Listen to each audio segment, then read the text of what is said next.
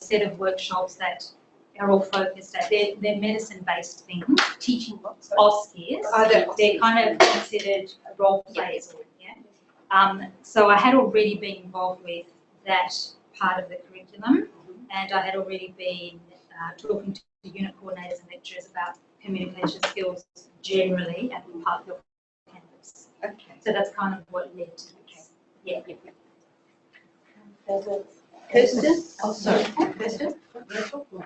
Sorry, hi, thanks for that, Anita and Barbara. Can I ask you about the Smart Sparrow? To me is a standalone package out of the University of New South Wales. Correct. Is that something that has a plug-in for Moodle? Is number one question. Yes. So is that what you're aiming for? Well, you have to pay to get the plug-in. You have to pay to get the plug-in, and that's why we're in that. That's why we're talking to e-solutions. And the other thing is, you're already, we're sort of using Articulate as one of the examples of it, where you can easily bring it into a SCORM package and it makes it independent of any LMS platform whatsoever. With Smart Sparrow, if you bring it in, you're either in Smart Sparrow or you are in Moodle if you were getting that plugin. Is that your... My understanding is you can put that in Moodle, but not the free version that we have, that we've been using. It's SCORM compliance. Yeah. Talk to you about it. Yeah, so we're that offline conversation might be best for that one. We have a Zoom question. Yes, just from Tristan, wants to know if ed designers are involved. Not when I started at my campus, we didn't have any, or we had a part-timer. So we were in kind of like a transition up in the air kind of stage. So no, but they're, most welcome. Yeah, so from very similar. We started this, we were given the grant in 2015. Yeah, this is an application that went in 2014 for a grant in 2015. Yeah. Yes. I'm interested in the actual OSCE scenarios for either. So who scripted them and who was it? The actors or you guys? Or so the OSCEs, that the way they run, possibly. Yeah. The way they run at Parkville is scripted by the faculty. So they look after their OSCEs and we come in as language specialists. I'm talking about that. But this here was my script. Okay. So we storyboarded, we designed. We designed. I'm just wondering how you evaluated it. Like, you've obviously decided that it's useful enough to go enterprise-wise. But asked a group of first-year students to provide feedback according to, 20 different prompts or 20 different questions. So I've got all of that. okay, just from one cohort of 20. Yeah, we only have one cohort. It's the Bachelor of Pharmacy, which is about 200 students. So I've been able to serve 10. 20 questions, 200 students. I mean, there's always a possibility for something like that, but we have to keep in mind that this is one part of our job. It's one part of our role. Sure, I'm just wondering what prompted you to then have the conversation with e-solutions to go enterprise-wide. There must be something about it that's great. Correct, correct. There was some higher level meetings set in place by others in the library. So at those meetings, to get ADG.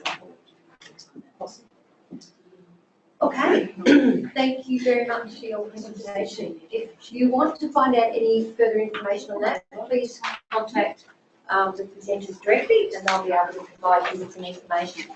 Now we have another presenter coming up, and before we do, I'd just like to welcome our Zoom clients or the people who are on our Zoom. We actually have Malaysia coming through as well, so our information that we're sharing today does go broadly. So I'd like to introduce now our next presenter is Dr. Rosalie Triolo, and talking about enhancing learners' experiences, broader definitions of being educators. Sounds good. Thank you. Are you happy for me to stand here? Wherever you like. Okay, thank you very much.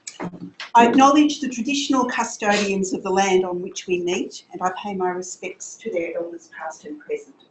I wish also to thank Daryl Evans, Leanne McCann and Rachel Sapper for thinking I may have something to offer. And I thank you for your interest by being here or on Zoom. I was invited to offer ideas and tips, as well as personal perspectives on how educators, in our case tertiary educators, can become better educators. I was advised I had only 15 minutes, so I've needed to think most carefully as to how to use my limited time. The educator in me actually ordinarily resists the lecture mode, but I'm using it today in my 15 minutes also interspersed with questions to prompt your thinking. The tertiary educator and school teacher in me will describe that what I have opted to do with the request and in the time limit is opt for an approach of reflective practice. The historian in me would describe my approach as partly autobiographic. Indeed, I belong to three potentially separate traditions: tertiary educator, secondary school teacher, and historian. But in reality, the traditions are not separate, as Selig would also say. They are ones in which it is possible to be deeply and intentionally immersed. They are highly interrelated, and they are highly mutually supportive and beneficial. Thus, with reference to a broader definition of being an educator and with reference to becoming a better one, some of my examples in the following will draw on my experiences of each tradition. But my offerings today aim to be far more than self-indulgence.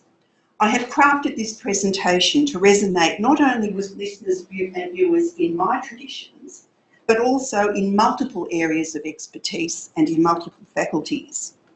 In preparing this, I've also brought to mind several younger staff in my own faculty of education in whom I can already see so much potential and who've asked me over time how it is that I can still be so passionate about and active in my specialist areas in what is my 22nd year of education at Monash, and particularly when surrounded by change, challenge and controversy.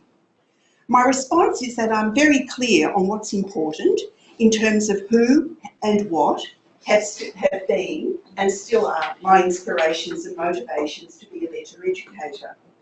And my approach in what follows will be to ask you if you have similar inspirations and motivations in your professional lives, and if not, to suggest areas where you may find them as relevant to your specialist areas, and why you should learn them for your learners and enrichment and for the sustenance of your traditions. Ultimately, my definition of a competent educator is multidimensional and holistic. A competent educator is one who develops their learners' knowledge, curiosity, skills, especially creativity and problem-solving abilities, values, attitudes, dispositions and behaviours for positive outcomes in a variety of life settings.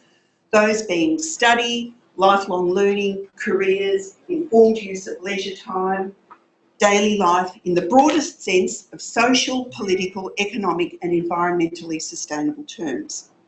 A competent educator is one who actively seeks and embraces engagement with diverse experiences, individuals and communities at all levels of a profession, and infuses their work with those lived nuances and complexities.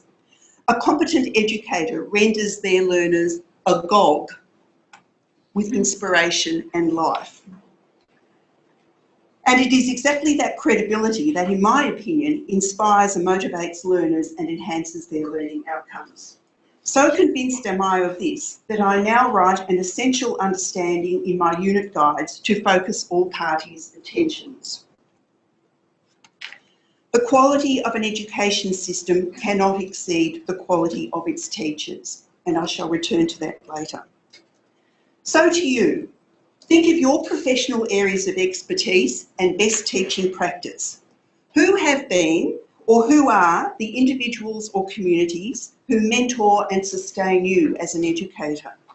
Where can those individuals and communities be found at Monash? 6 sets of Monash-related individuals and support communities profoundly influenced me to be a better educator. Could there be 6 sets for you? What about current leading academics in your faculty or centre? Several highly inspirational staff in the Faculty of Education have been my mentors for the greater part of my career in education, with one being a standout in the 13 years when I was a history teacher, that starting date dating back to 1982. Those colleagues are mentors because they know how to meld the best of experience and competence in a classroom with their own and others' constantly developing research. They have not abandoned one tradition for another. Indeed, they resolutely hold on to both and are deeply respected for that by the tertiary as well as secondary communities with which they still engage. So to you, in what specialist areas of research expertise does your faculty or centre engage? What professions does it support? What are your and others' interactions with the people of those professions? Do you personally have comparable mentors in your faculty? Do you actively seek to develop mutually beneficial relationships with them? Do you work on shared projects that not only give voice to your expertise and sustain it, but actually encourage and develop it? Retired Monash academics. 2 of my mentors are retired senior academics from my faculty. They are profoundly wise, highly respectable, gentle and calming souls. In time of trial, and perhaps because exactly they are not located on campus, they help me sift the wheat from the chaff and offer a refocus of what's important in terms of all 3, of being a tertiary educator, an educator of a next generation of specialist teachers, and a historian.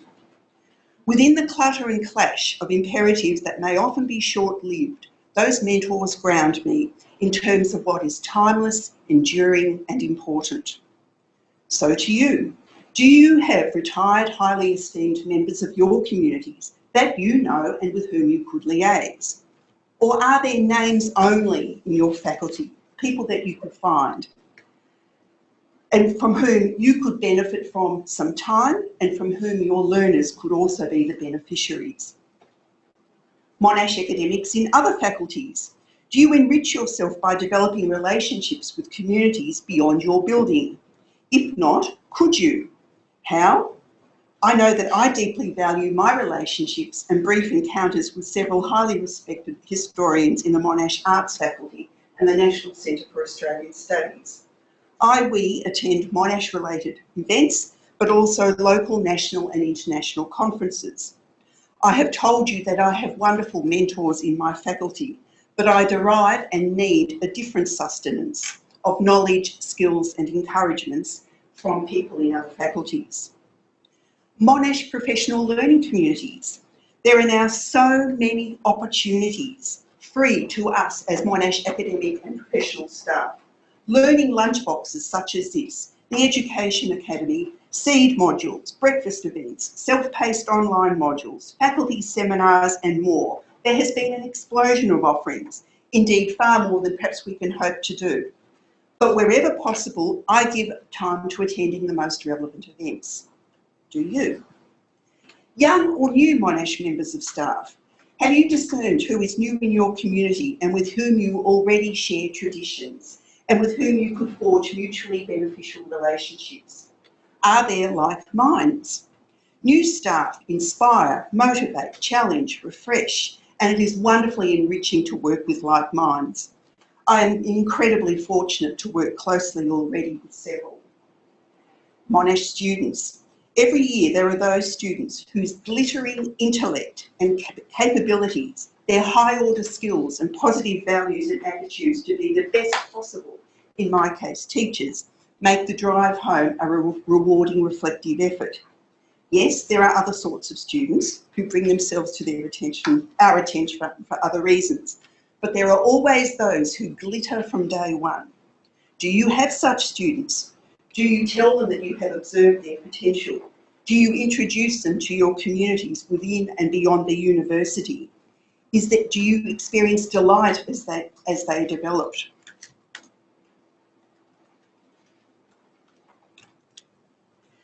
What then of non-Monash related individuals and communities? How can they make you a better educator and enhance your students' experiences? To what extent are you prepared to give a considerable amount of time in entirely voluntary interactions with and contributions to communities beyond Monash? Will such devotion be worth your effort? I would say most definitely yes, in my definition of a multidimensional, inspiring and inspired educator. 3 sets of external communities have made me a better educator, I believe. Think of yours.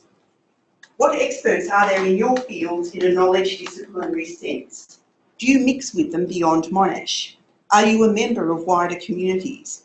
Do you attend their conferences and events? Do you subscribe to or contribute to theirs or related journals? I mix with 2 sets of disciplinary experts beyond Monash, one being educators and the other being historians. In your case, have you established a presence not only as a member, but also as a leader and a listener and an actor in those communities? Do you move beyond Monash and not only contribute to the greater good of those communities, but enrich yourself and your skill set, and consequently your Monash teaching and research with cross-pollinations in your fields of expertise? Experts in a pedagogical or process sense, and I am moving to the end. Do you mix with those sorts of communities beyond Monash?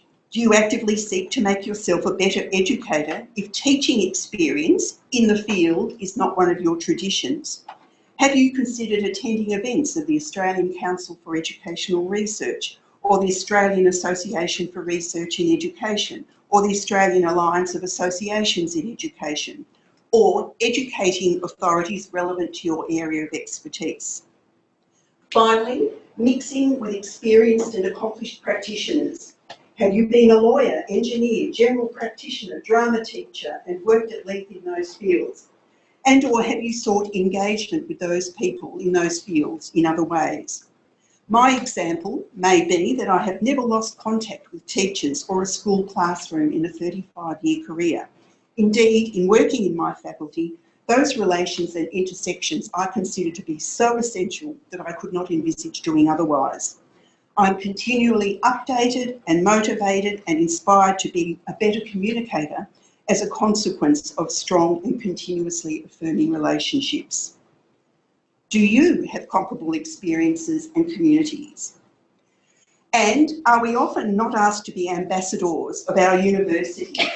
The multidimensional and holistic definition of what makes a competent educator necessitates that we take our Monash University affiliations with us into state, national and international communities and market our community and attract more and deeper beneficial partnerships, as well as high quality students.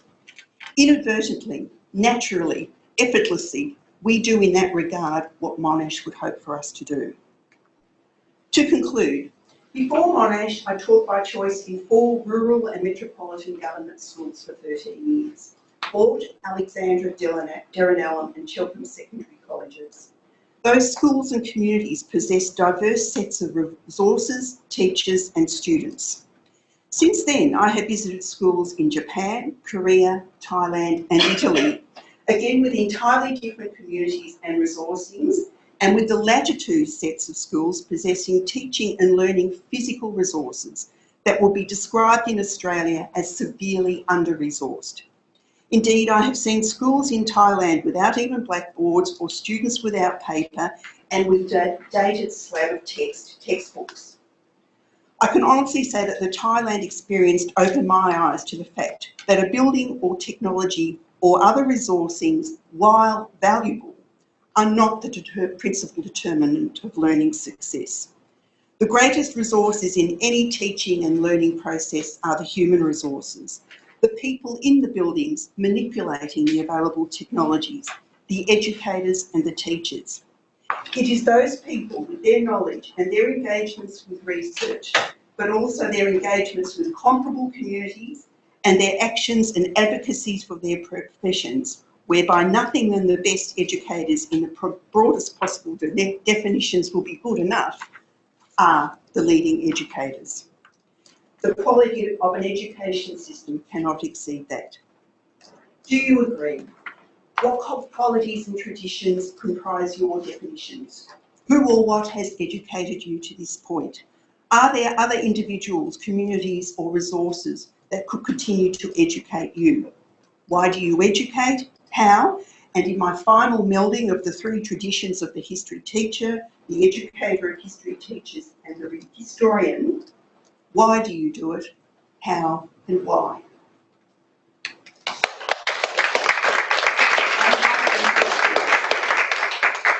Thanks, Rosalie. Any questions?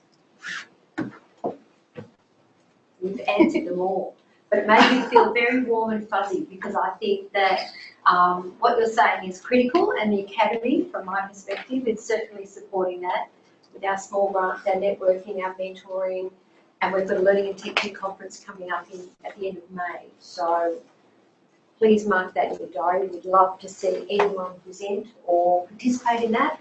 Lots of things happening. I'll ask a hard question. I loved your talk, thank you. And I agreed with lots of it. My problem I see at the moment, and I don't know that I've ever seen it as pressing, is the amount of time and the amount of stress and overload of work that people are coping with. And what really worries me is that their will to work together and to provide great education is undiminished, but their ability to eke out spaces between themselves and others to do what they would actually love to do it seems to me to be, and it really worries me. All of the people that strain. Do you have any advice apart from just squeeze it in, even if you don't know how?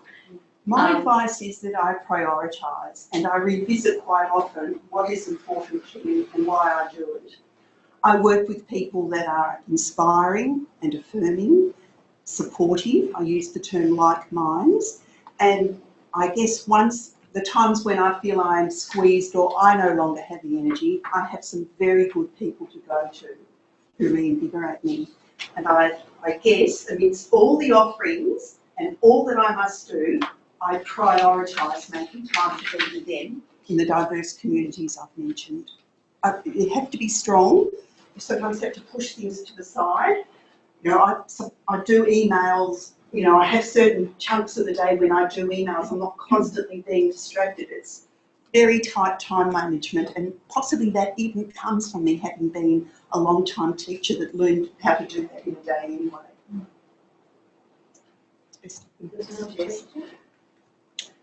Oh, that's okay. Thanks, Rosalie. That's fantastic. And one of the focuses that the Academy has is on that interfaculty approach too. So we're really keen to support that. Very much in that. In fact, we've got one of the examples of a mentoring opportunity we had was between an anatomist and a criminal law academic. And I remember the mentor coming back to me saying, unbelievable what's happening in this arts faculty that I never knew existed. It's just fantastic. And so the mentor was learning so much, and what she contributed was streamlining that information down, which meant that it was really usable for them and not as overwhelming. But they both learnt a great thing, and now they've gone on to do some research together, so I'm kind of happy about that as well. Okay, now our third and final presenter is Dr. Annette, who's from the Monash Sustainable Development Centre that's been quite a lot in the papers of recent. And Annette's going to talk about Take One Step digital education platform. Thanks, Annette. Thank you all, and thank you for being here. And I just see that I forgot to actually mention what I was talking about. It was quite a stressful morning with a computer that didn't want to go. But I'm here and I would like to talk about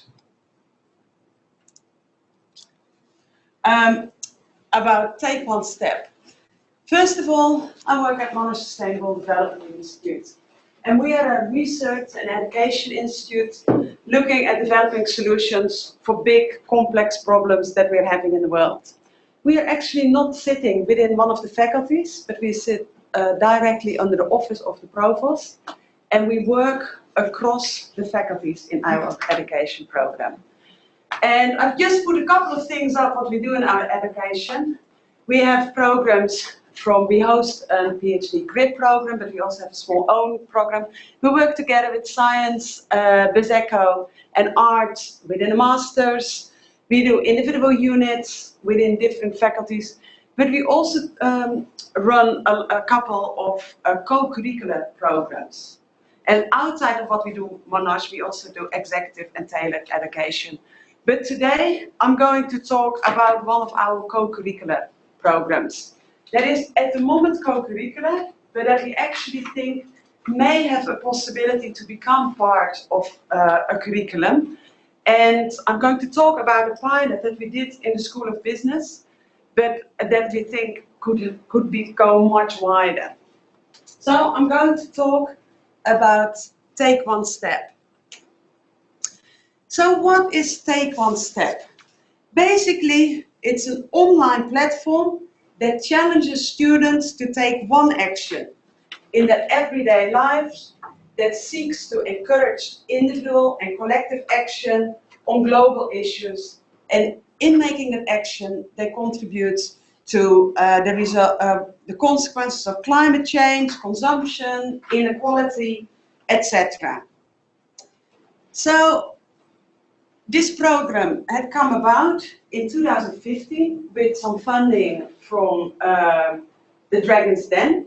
It was developed as a quite small program, and in 2016 we partnered with the Monash Business School to go wider with this program.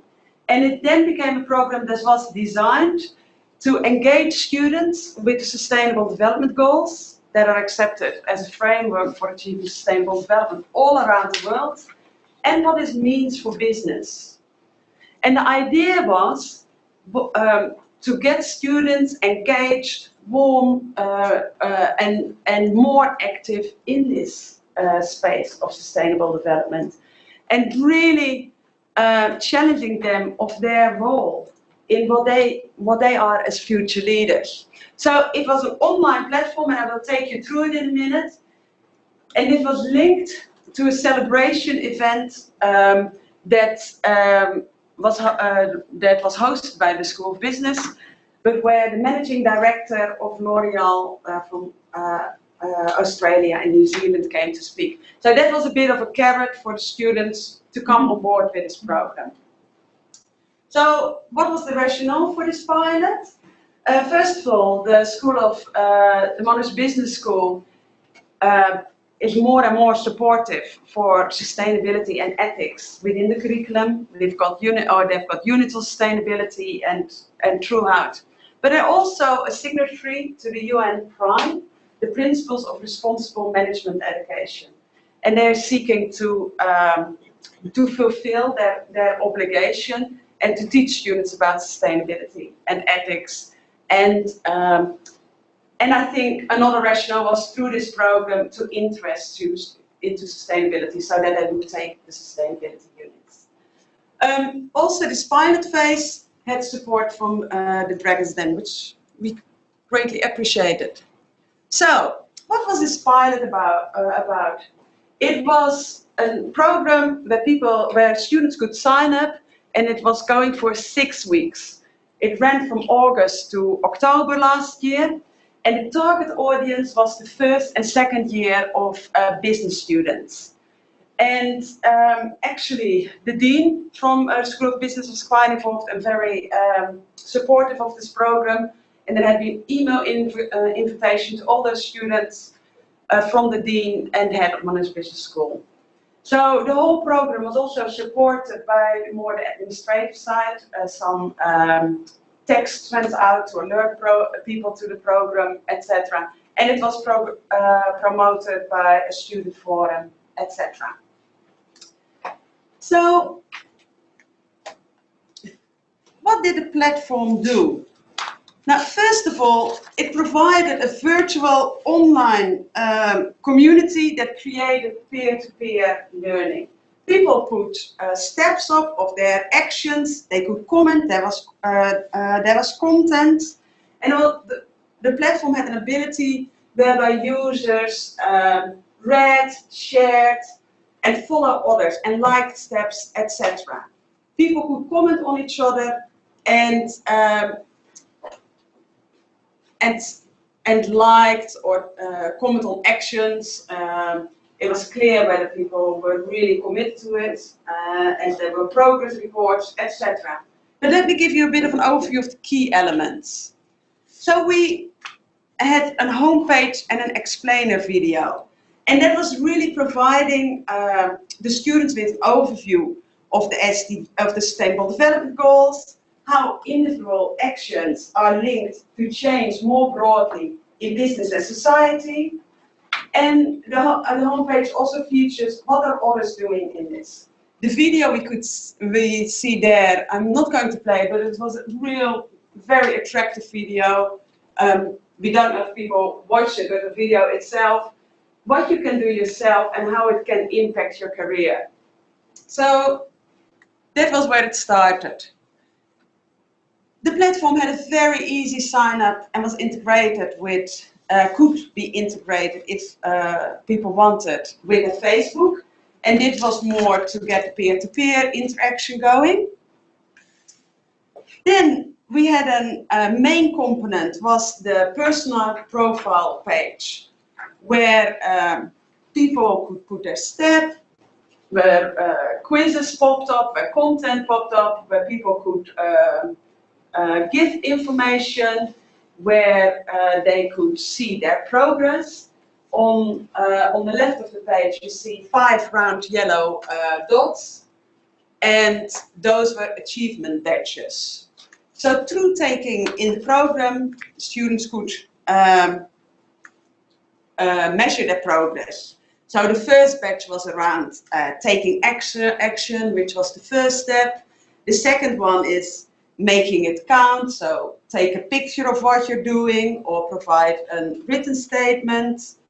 The third one was about showing the love, look what others are doing, and there was a function to like. The fourth one was about spreading the word, you know, invite friends to platforms. And the last one was expanding the mind, and it was about doing at least 3 quizzes. The page looked a little bit like this, where you saw individual people having their step. You could see what they were proposing to do, to which Sustainable Development Goal it linked, etc. And we got a whole range of steps. Most were in consumption, sustainable consumption. There were a number to health and well-being. But one of the students became aware through the program, for example, that having access to education here was quite a big privilege. And she realized that a lot of her colleagues back in India have problems with English, and started a step, and it's still going, with teaching others English to improve English skills. So people commented on divesting their super. So it was very broad. As I already said, there were a number of quizzes on the platform, and also different stories, content stories. And those content stories interacted with the world, the wider world, business and sustainability, and the individual. So they touched on a number of points. So how did it go? So we had nearly 300 users, of which we had 240 or 239 students. Well, quite some people went to have a look at the platform. 87 steps were created. The idea initially was to to have people who have filled out all their badges can go to the Business of the Future event with our guest speakers. But what we actually saw in reality was that quite a small percentage did the badges. And what we find out is while they were there, it was the way the platform was set up, it was not so intuitive to do that step of the badges. So what were the findings? We undertook an evaluation and we had about 100 people filling out a survey. And quite some of these people had actually not undertaken this platform, were part of the target audience. We had a number of focus groups.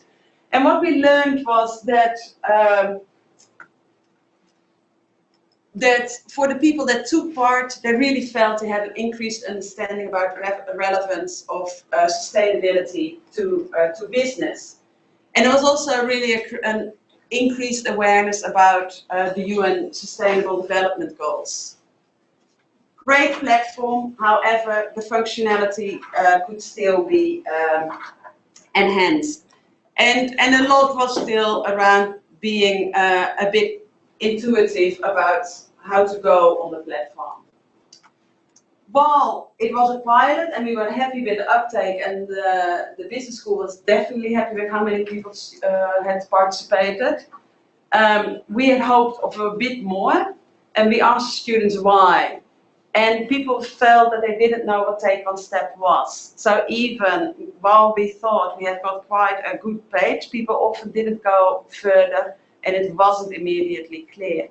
Students also said they didn't recall receiving any promotions, or whether it was the language which was used, or people don't look at their email. And I think there are quite some statistics that people don't look at university email, etc. So there was something around it that we could have done better, basically. However, overall, I think it was seen as a successful pilot in the way that many saw how it can be utilized in a wide range of applications, varying from its original engagement to new possibilities. It has been an effective learning and engagement tool, and we feel we can grow this to increase its impact with further expansion. There are 3 areas that we have recommended for us to go forward, and those are along the lines of strategic areas. It was co-curricular. Maybe it can become part of the curriculum, so it can be part of a unit, and I think there is a lot of flexibility in what the platform, what the question is being asked to the students. We ask them to relate to the SDGs and businesses, but it could be engineering and something that is much more within sustainability of relevance to them, for example. Platform enhancements, there are quite some to make. First of all, revising and really tailoring the content even further that we speak to the audience. Improve and refine the creation of a step, and we have got quite a lot more. Also, the way it's currently hosted, it may not allow for a too big a number of students. What has been really interesting, this has been presented quite a bit in the forum, the Prime Forum, or the UN Forum, on the principles of responsible management education, and there is a lot of interest in this program. So lots of other universities have shown interest. And then we need to think about operational matters to make it work better. For me, I'm very happy to have had the opportunity to say a few words. We are already out of time, so I think I'm going to leave it there. Thank you, Annette. I'm delighted to see see that the Dragon's Den out of the Academy did support that program. And just to clarify, the Dragon's Den was a program that the Academy did take over in 2015. It's now called the Interfaculty Transformation Grant. And the concept of the change is about bringing faculties together so that, as Annette was saying, that there was a pilot with BizEcho, but there certainly can be other faculties involved in these projects and contribute and help out with these 3 areas that make things happen. So, has anyone got any questions for Annette before she... Just a quick one. I'm really interested in the online achievement badges. Yeah. I'm just wondering if you've thought of any incentives, like for students, whether they can take it over to other things, for example, put them in the electronic CV, if you like, so they can be useful in the future. Yeah, that's what we're talking about, student futures. So students they get a bit of a CV of what they have been doing, and we're looking at how can this be linked to this. Yeah. But it wasn't yet done. In the No, pilot. it wasn't yet done, but that's definitely one of the motivators we're looking into. Excellent. Thank you to everyone for coming. Thank you to our Zoom and to Malaysia over there. Please stay around and eat a sandwich and find out what's happening from your colleagues. Also, if you want to be on the mailing list of the Academy, if you're not there already, please contact us. And thank you again for coming. Okay.